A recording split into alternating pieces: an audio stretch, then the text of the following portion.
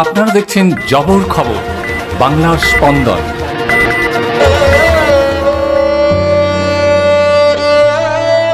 প্রয়াত রাহুল অরুণোদয় বন্দ্যোপাধ্যায় তালসারিতে শুটিং করতে গিয়ে তলিয়ে গেলেন অভিনেতা।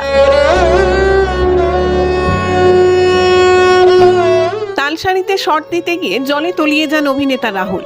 ঘণ্টাখানেক নিখোঁজ থাকার পর তাকে উদ্ধার করেন টেকনিশিয়ানরা। হাসপাতালে নিয়ে গেলে চিকিৎসকরা তাকে মৃত বলে ঘোষণা করেন।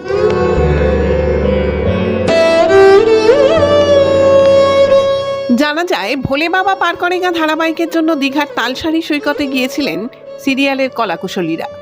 ছিলেন অভিনেতা নীল, মধুমিতা চক্রবর্তী, ভাস্কর বন্দ্যোপাধ্যায়, সাহানা সহ গোটা টিম। সূত্রের খবর, রবিবার সিরিয়ালের শুটিং চলছিল সকাল থেকেই। রাহুলের শিডিউল ছিল পরের দিকে। ততক্ষণে বাকি অভিনেতারা শট দিয়ে তালসারি ছেড়ে চলে গিয়েছিলেন।